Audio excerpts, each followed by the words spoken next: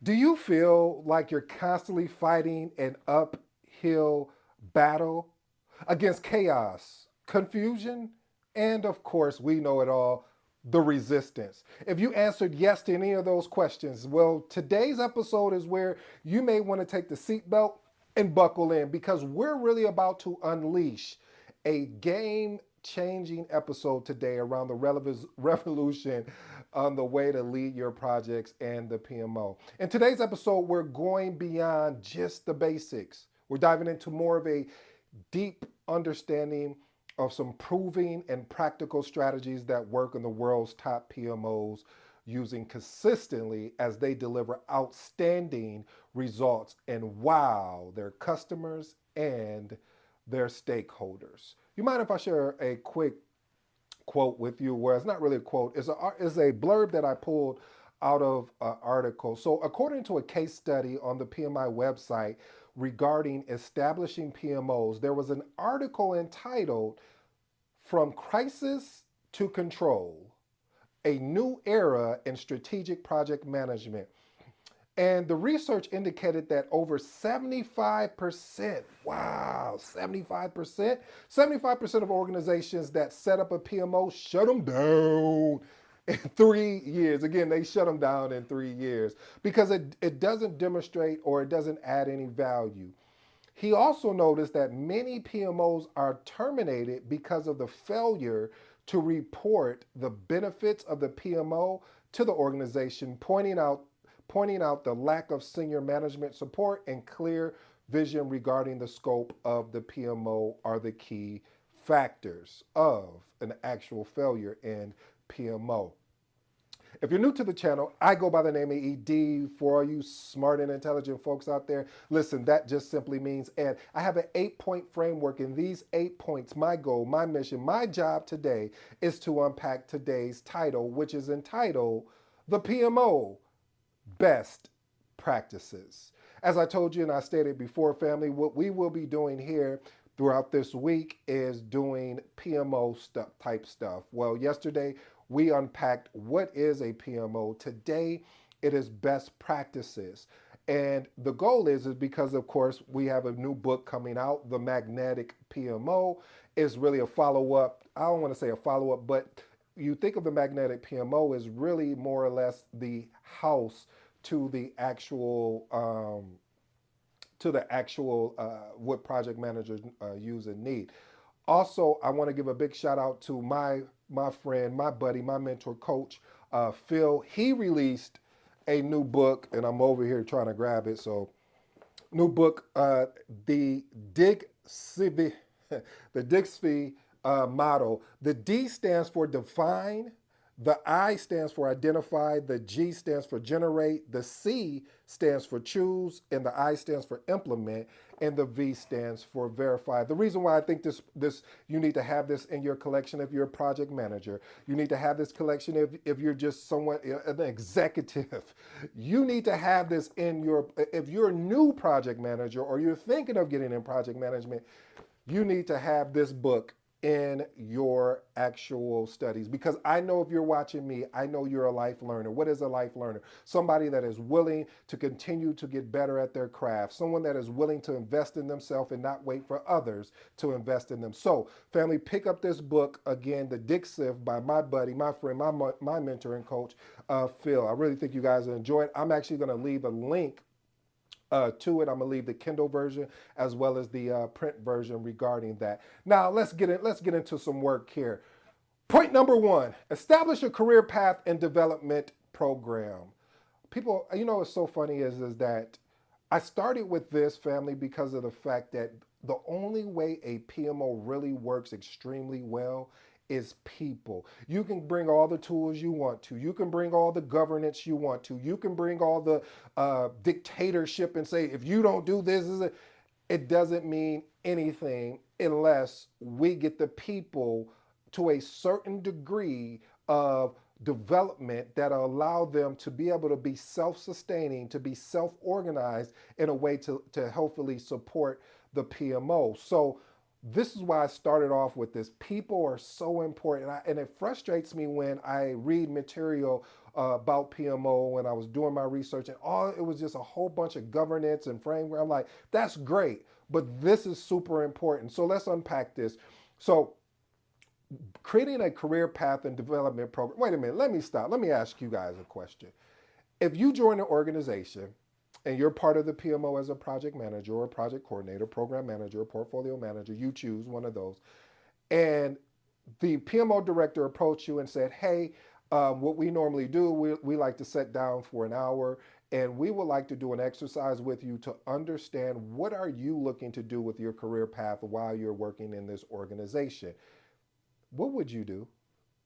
Leave that in the comments. So family, the reason why that I recommend that you definitely, that a PMO establishes a career path and development program for their PMO, people that actually, when I say work in the PMO, I'm talking about your PMO directors, um, PMO analysts, and then outside of that, meaning project managers, creating a career path or a development path really is going to do it's going to do so many things.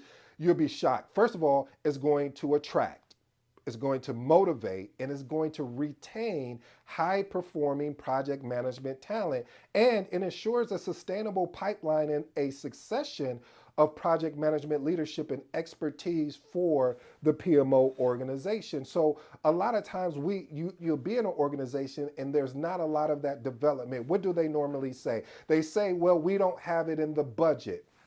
Mm. But is it going to cost you more to bring on a new resource and then train them up versus attracting and retaining the current resources that you currently have? That's another one of those that I want you to think on. But family, I'm big on this, as you can tell, because I'm really spending a lot of time here. I'm spending a lot of time here because if you're in a PMO that doesn't support training, that doesn't support growth as a project manager, you may want to start thinking if it may be a true fit. Now, again, if you're not into development, if you're not into growth in your career, then hey, maybe it may work just extremely well for you. Point number 2, foster a data-driven and evidence-based PMO. I'm laughing because sometimes I've been in PMOs where it was an emotional-based PMO versus a data-driven and evidence-based driven. Foster-driven and evidence-driven PMOs is really just creating a culture as well as an approach that leverages data, analytics, and insights to actually improve project management decisions, projects, and the most important thing is the outcome. You have to understand, family, when you have more of a data driven and an evidence based PMO, this really truly allows you, it really helps the PMO reduce on bias or guesswork or favoritism and things of this. Is based on facts, is based on patterns. You know what our motto here is. Hey, listen, documentation over conversation. Why? Conversation is good, but documentation is great or exceptional, or I could keep using all type of adjectives. But the point I'm trying to get you to understand, family, it is very important that you have a data-driven and an evidence-based. This again eliminates so many of the emotional attachment that we have to our work. I'm guilty of that too. It's like I could put together this amazing project schedule or amazing project management plan, and if it doesn't make sense, then I need to be able to take the constructive criticism of them attacking the work, not me, to make it fit the current environment that I'm in. Let's move on to let's go to 3. Point number 3, establish a project management community of practice. Practice? Yes, AI, we're going to talk about practice here. Why is practice important? It's important for the PMO because when you establish a project management community of practice, this truly brings together the project managers. There's been organizations where I've been in, I won't name the names, where they've literally pitted, or I should say, put against project manager against project manager. Oh, like this project manager is really killing you. Like for me, I can handle that and I enjoy it because I'm very competitive. But that is not the decorum. That is not the way to actually lead a successful PMO. It's important that other project managers share their knowledge, their experiences, their best practice, and this really creates a sense of community, because when you have project managers and the PMO really lockstep and they really are really watching each other's back, we don't have some of these challenges that you would have on when you're leading on projects, where your budget, where your schedule, where your scope and quality are all messed up. No, no, no, no, no. Because the project managers and the PMO made a decision, not a choice, to align together, to lock arms and say, we're going to walk through this together. And anybody that is not with us is against us. I love that. Let's move on to point number 4. Foster a customer-centric mindset. I know what you're thinking. You probably heard me say it before. If you haven't, you're about to get it now. You know, Burger King has that motto, you can have it. You kind of get where I'm going. Point I'm trying to make is you can have it your way.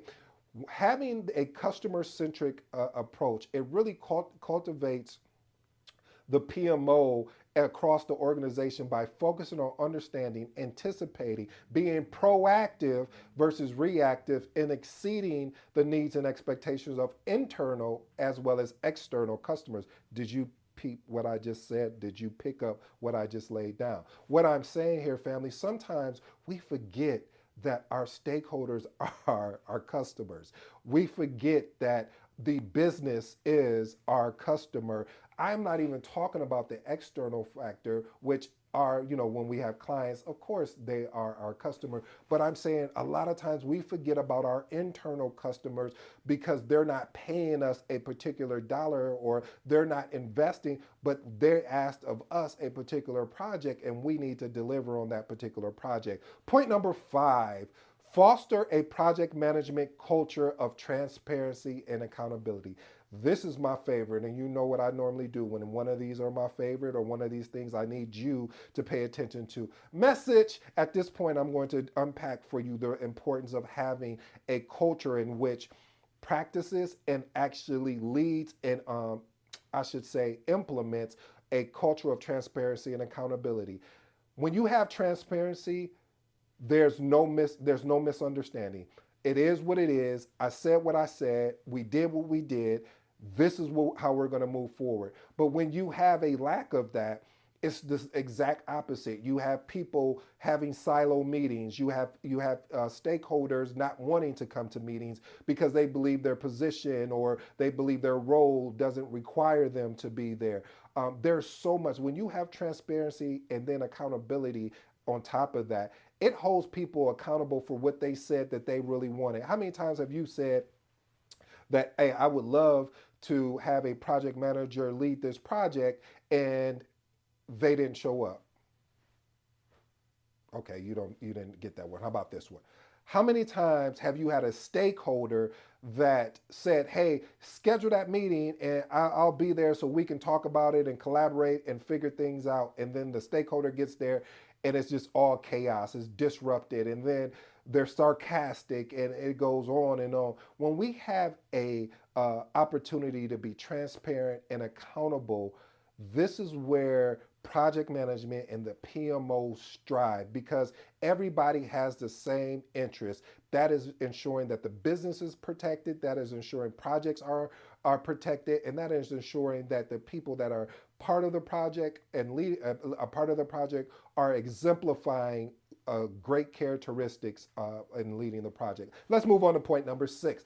Implement a project management coaching and mentoring program.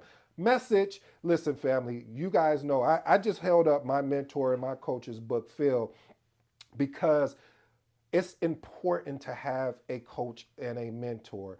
If you do not have this in your career, if you're thinking about getting into this thing that I love, that I hope you fall in love with, called project management, I'm going to advise you right now, get a coach, get a mentor, get both of those, because what can happen, especially in the PMO, implementing project management coaching and mentoring, a mentoring program, it really provides more a personalized and a confidential support and guidance to project managers as well as the PMO staff.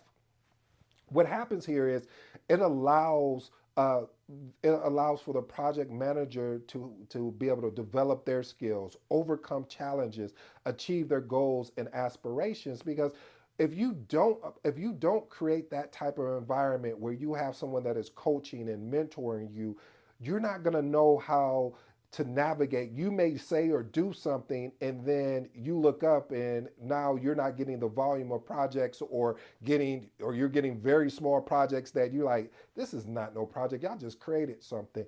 You don't want to fall into that category. So again, PMOs, please, I'm asking of you, create some type of support with regards to coaching and mentoring your project managers. And you need to have someone that's in there that's established and respected too. Because you can't have someone in there that it turns into more of a director, a dictatorship where it's like, do as I say, not as I do type approach. People are going to tune out. It has to be a collaborative approach. It has to be, what is this project manager looking to do? What is this project coordinator looking to do with their career, and guide them? Point number 7, establish a project management excellence and innovation program. Listen, family, where AI is here. It's not going anywhere anytime soon. Having the ability to be innovative by looking into that tool. What are the impacts to us using it in the business? Looking at other innovation type tools. And then the other piece of creating project management excellence. Listen, by establishing a project management excellence and innovation program, this recognizes, rewards, and showcases outstanding project management performance, as well as practices, achievements. And you know what this does too, family? It truly encourages and supports project managers and PMO staff to experiment. Wait, let's stop right here. Message. I'm sorry, this is just filled with messages today. When you experiment, family, you test things out to see what's going to work. I've been running ever since, and I got to give this to, his name is Stephen Bartlett. He had an episode talking about experimenting, how much he started experimenting more and more. This is why I'm experimenting now, as you can tell, with doing at the same time as I'm getting ready for my book to launch, to really focus all the attention around PMO. And I'm getting feedback from you. I know what you guys are saying, and I have to be willing to make that adjustment, and I may make an adjustment. It depends on how this episode does today. So again, family, creating an environment that really allows for innovation and improvement. Point number 8, implement a PMO maturity model. What is a maturity model? Listen, by adapting and implementing a PMO maturity model that assesses as well as benchmarks the PMO capabilities, processes, and the performance against industry standards and best practices to provide frameworks for continuous improvement investments. Let me park here real quick. What I've noticed too, and I've been guilty of it, where we would say, well, this is how I've always done it, meaning if you're coming from another organization, well, this is how we done it at our organization, and you guys don't do it that way. You have to be careful with that, because you have to understand of the complexity of the organization. I'm not making any excuses, but I used to be guilty of this too. So I want to share you how I finally came to realize certain things. You have to understand the complexity of the organization. You have to understand the people that's involved and where they're at from a project management standpoint, a PMO standpoint. Because if you don't, and you go in there trying to push things on people, they're going to be resistance. What I've learned over my career is meet people where they are and then bring them up with me. So by establishing a PMO maturity model that helps identify the PMO strengths, weaknesses, gaps, and provides a structured, I'll say that word again, structured and measurable approach to PMO to enhance the skills as well as service and value over time, this will help the organization evolve. My bonus for you today is develop and maintain a PMO roadmap. How many PMOs do you know that have a PMO roadmap? What is a PMO roadmap? A PMO roadmap provides a strategic and tactical, those are two key words. You can have strategies, but if you don't have the tactics, it don't mean anything. Okay, you don't like that? You can learn, you can watch this video, but if you don't apply any of the information I've shared with you, it was a waste of your time. So by having a strategic and tactical plan for the PMO evolution and improvement, it really helps to prioritize and coordinate PMO activities and resources to deliver maximum value and impact the organization. Here's my three closing remarks, family. Point number one, establish a career path and development program. As we said, people are the foundation of a really exceptional PMO. So it's up to you to make sure that these people are trained and is continually getting training. And it's not always having to go pay for training. You could give your experiences that you've experienced over your time. You could sit and go over and read the Magnetic PMO book. I'm sorry for the shameless plug, but I'm not. You could read my mentor's book, the I always say this wrong, the Dig Ziva, something like that. Yeah, you can read that. That book is really good as well. So I'm saying all that to say that it's important for the development. Foster a customer centric mindset. Again, as we stated before, having a customer centric mindset, meaning putting your internal and external customers first, is what is going to have ensure that you have an exceptional PMO. My last and final one, establish a project management excellence and innovation program. As I said, AI is not going anywhere. So how do you get your PMO ready? How do you get your project managers ready if there is going to require an adjustment or some type of adaptability? I hope you enjoyed today's episode, family, because I enjoyed putting it together. Again, be on the lookout for the Magnetic PMO. I will let you know when it actually drops, and maybe we'll do a work study around it or something. Until next time, this has been your boy ED. You know my motto, you know my slogan. I thank y'all for being with me today. Until next time.